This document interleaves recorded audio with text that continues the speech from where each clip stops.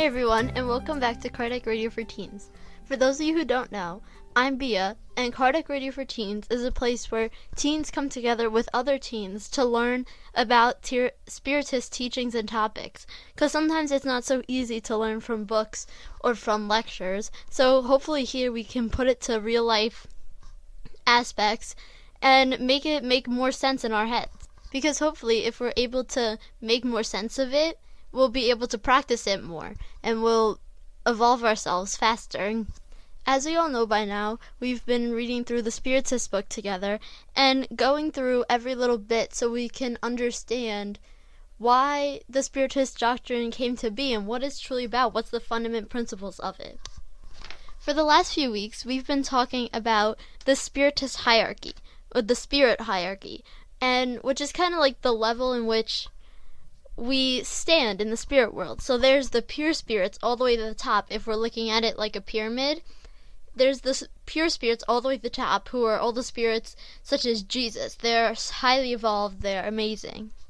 And then in the second level, if we're splitting it up into three main parts, in the middle of the sandwich, there's the good spirits. And these spirits, they're good, they still need to work on some stuff, but they're trying to do good, and they're really trying to get better. And then on the bottom is the less evolved spirits, and they sometimes, maybe they're not even terrible, but maybe they're not doing anything bad, but they're also not doing anything good, so they're just kind of stuck in this intermediate phase.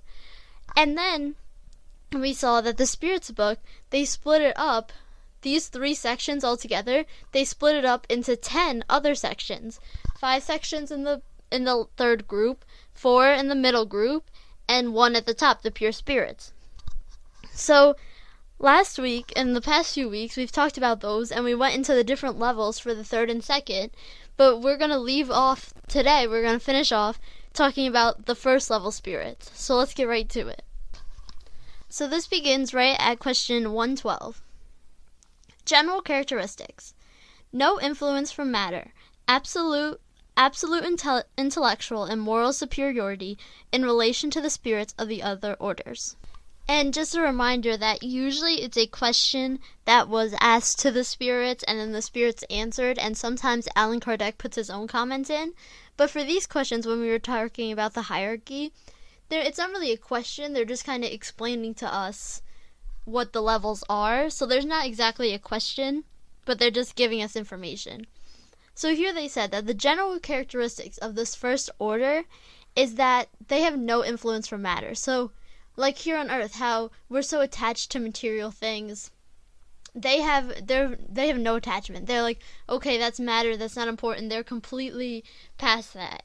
And also they have absolute intellectual and moral superiority. So compared to all the other spirits, they're absolutely perfect. Like if we think about Jesus did so much, and it's hard to even compare ourselves to him, and he's one of those pure spirits. Question 113.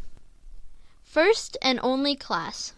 These spirits have ascended through all their degrees of the hierarchy and have freed themselves from all impurities of matter. Having reached the highest perfection possible for creating beings, they have no more trials or expiations to endure.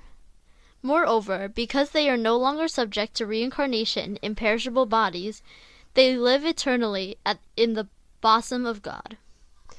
So here they're saying that they have gone through all the scales. They didn't just magically become pure spirits, but gradually over time, they went through all these levels, of all 10 levels, until they got to the first one.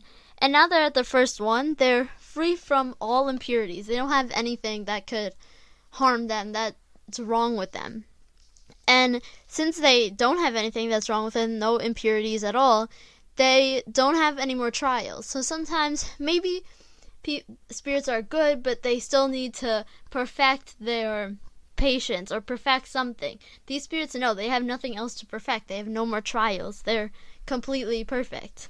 And since they are completely perfect, they don't have to incarnate on Earth and go through the whole life process.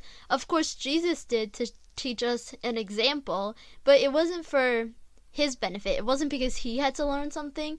It was because he wanted to teach us, because he governs our planet. He wants us to evolve. So it wasn't for his benefit, it was for our benefit. Since they are no longer subjects to the needs or the vicissitudes of material life, they enjoy unaltered bliss. Nevertheless, such bliss is not a monotonous idleness living in a perpetual contemplation. They are the messengers and ministers of God, those who they carry out to maintain universal harmony. They direct all spirits beneath them, help them to perfect themselves, and assign them to their missions. They assist humans in their distress and inspire them to do good or to expiate the wrong that keeps them from supreme bliss. Sometimes these spirits are called angels, archangels, or seraphim. Humans may communicate with them, but those who claim to have them constantly at their order are very presumptuous indeed. So here they kind of talking about the spirits, they're like Jesus. Jesus, he doesn't have to do anything to make himself better because he's already perfect. But he does stuff to help all the other spirits, to help them evolve, to help the humans on our planet, to help as a planet, to help us evolve, to maintain universal harmony, they said. So to keep a balance and to try and get other spirits to become pure spirits too. So they're just working hard to help others and to just balance the universe, trying to help all so we can all be at that point. And they said humans can communicate with them. So like when Jesus came, many people communicated with Jesus and they were just ordinary people.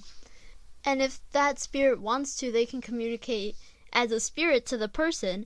But people who say that, oh yeah, Jesus is my guardian angel and he's always by my side every time I call him, of course he's trying to attend to everyone, but maybe that might not be so true if people think that, oh yeah, Jesus is only my guardian angel. So now that we have identified amongst all the different classes that there are, all the different levels of spirits that there are, we're going to talk about the progression of spirits. And because we know that we're not stuck. If you're in one level right now, you're not stuck there. You can progress and you can move up the scale and eventually be like Jesus and all the other pure spirits. There are many others, but of course Jesus is the one that we're most familiar with. So this next section is called the progression of spirits. And it begins with question 114. And now we're going back to the normal question format, question response. Are spirits good or evil by nature, or may they seek improvement themselves? They may improve themselves, and as they do so, they pass from a lower order to a higher one.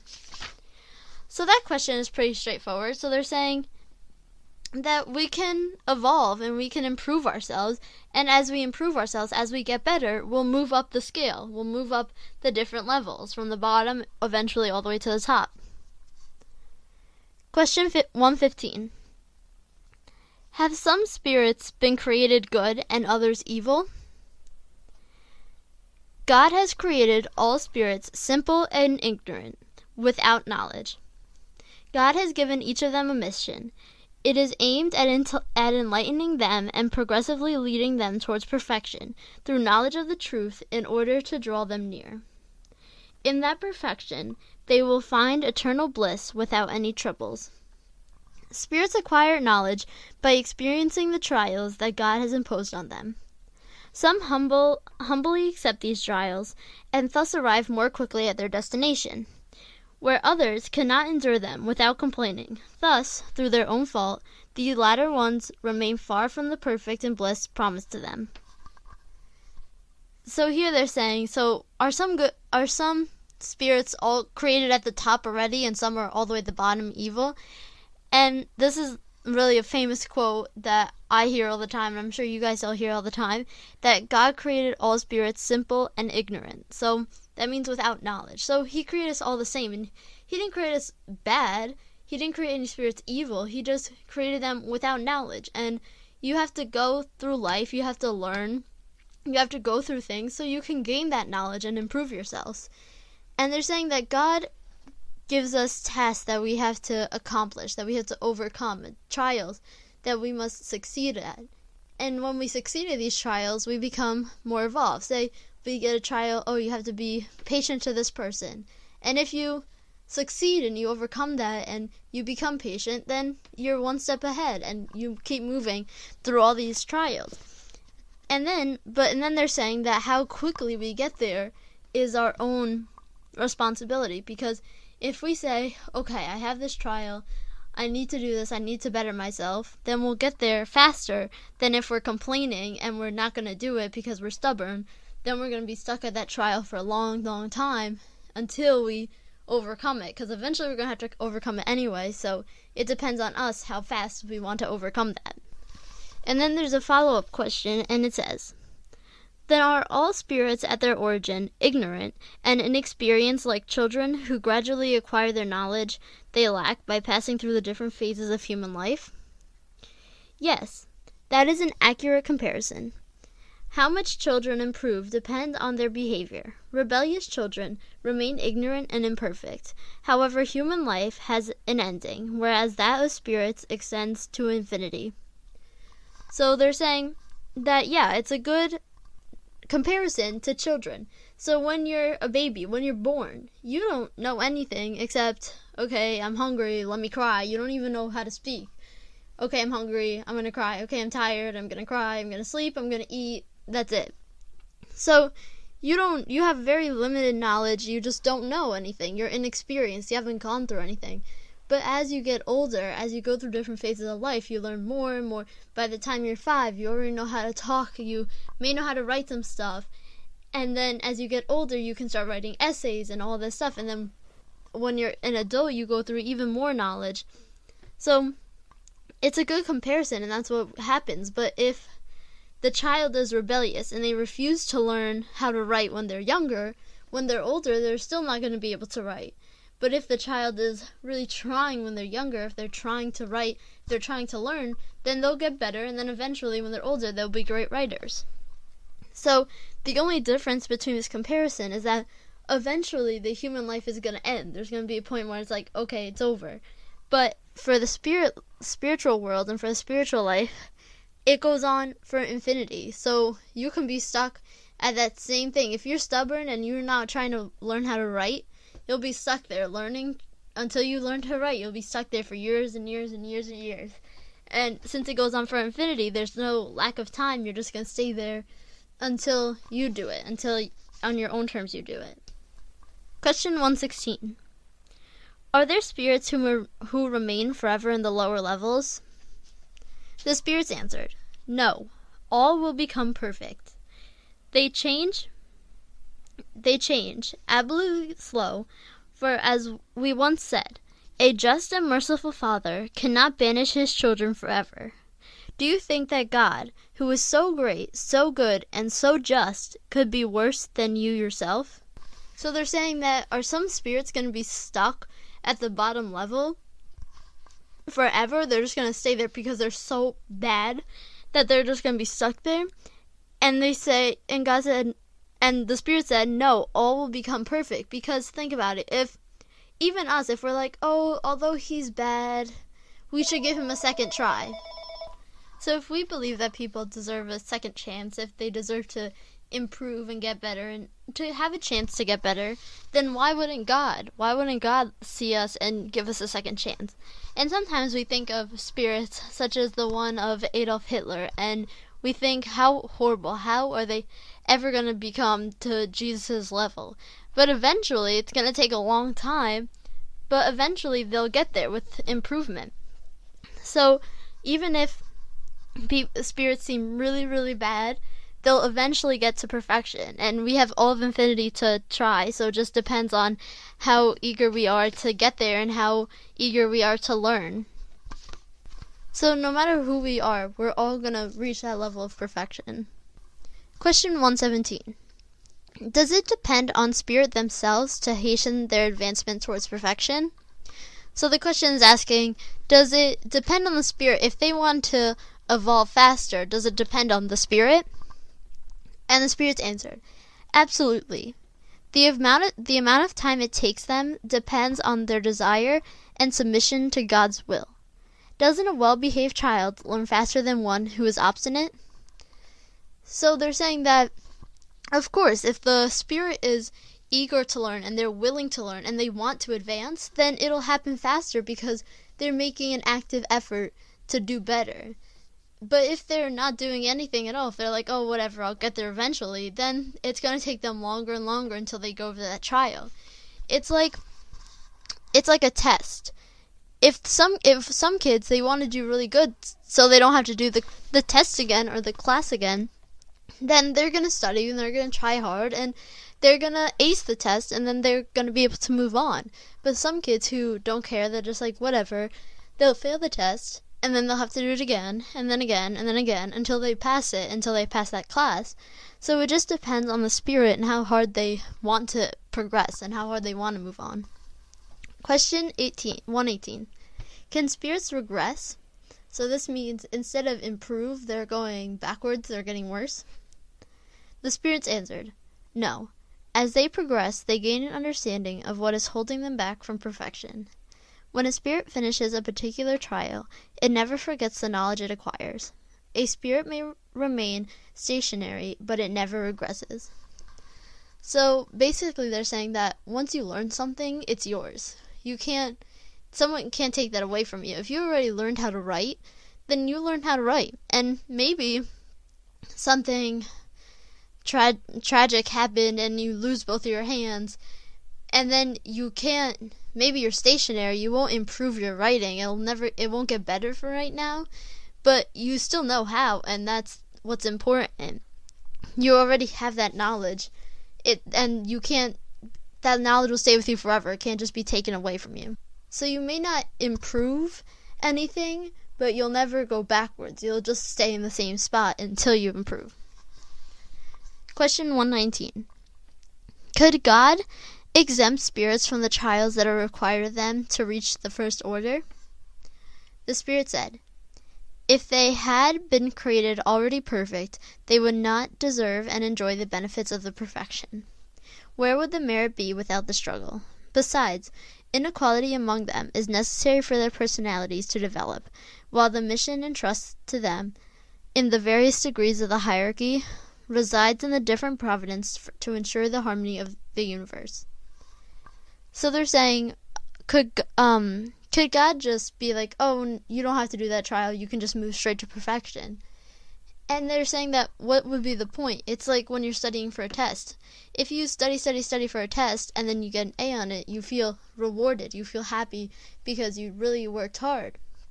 But if you don't do anything and then your teacher just gives everyone 100 and then you're just there, you don't feel rewarded at all. You just got your way in. So there's no real reward, so what's the point? And then Allan Kardec put his own comment in and he said, since it is possible for everyone in societal life to reach the highest position, we might just as easily ask why sovereign of countries do not make generals of everyone in their soldiers, why all entry-level employees are not made supervisors, or why all students are not professors. There is, however, one distinct difference between societal life and the spiritual life, in that the former is limited and does not always allow everyone to reach the highest degree, whereas the latter is unlimited and assured that everyone the possibility of reaching the highest position. So they're saying that in society that we live in today, that it's not possible for everyone to be the teacher and for no one to be the student. It's not possible for everyone to be the general instead of just a normal soldier. So we need to have people who are ahead, but in the spirits world, everyone can be at the high level, and that's what we're aiming for. Question 120. Must all spirits pass through the trials of evil to reach the good? Not evil, the spirit said, but ignorance. So, although they don't have to be evil, they don't have to be faced with evil, they have to go through ignorance, not knowing enough knowledge, and they make mistakes because we don't know enough. But not exactly that we're trying to be evil, but just that we haven't learned yet. Question 121. Why have some spirits followed the path of the good, but others the path of evil? The spirits answered, don't they have free will? God does not create any spirit evil from the start. They are created simple and ignorant, that is, capable of both good and evil. Those who are evil have been through some of their own will. So some people follow paths of good and some people follow paths of evil because that's their own choice. It's their free will. If they want to do something evil, they'll do something evil. If they want to do something good, they'll do something good because God created us all the same. But we do have the right to do whatever we want. And if we take the evil path, it's just going to be like taking an extra path before going to the good path. So if we want to say we're going in a straight path all the way to pure spirits, when we take the evil path, it's like we're taking a longer path and we have to go through more miles and more trials and more expiations to get through that instead of just going in the straight path. So we'll continue off with that next week and learning more and more about how we can progress from the third level all the way to the first. But just we see that it's all about free will so far. We've seen that it's about what the spirit chooses and their path. So knowing that, hopefully we can all take into account that if we're trying to do good on a test, we have to put in the effort. We have to study. If we trying to conquer something, if something's hard, if we're trying to conquer it, then we have to put in the effort, and that will go towards us becoming better spirits. But before we leave off today, of course, I'd like to read our daily book of positive quotation for today's date, January 17th. So this one is titled, Sleep's Value. Early to bed and early to rise makes a man healthy, wealthy, and wise. Benjamin Franklin. It's lovely to sink into a warm bed, close our eyes, and let the world fall away. A good night's sleep helps our body and mind recover from the stress of the day. When we go to bed early, we can wake up early. When we wake up early, we have a jump start on the day. We can use the time to write in a journal, take a quiet walk, or meditate. Things hard to squeeze in once the day gets busy. I'll make a date with myself to go to sleep early tonight, snuggle in my own cozy bed, and enjoy the luxury of slumber. So, especially that it's a school night, hopefully we all go to sleep early so that in the morning we're not dead asleep, we're not zombies in school, we can be more alive. If at all you guys have any questions, comments, concerns, please feel free to email me at kardecradioforteens@gmail.com, and I'll get back to you right away. This has been Kardec Radio for Teens. Thank you all for listening.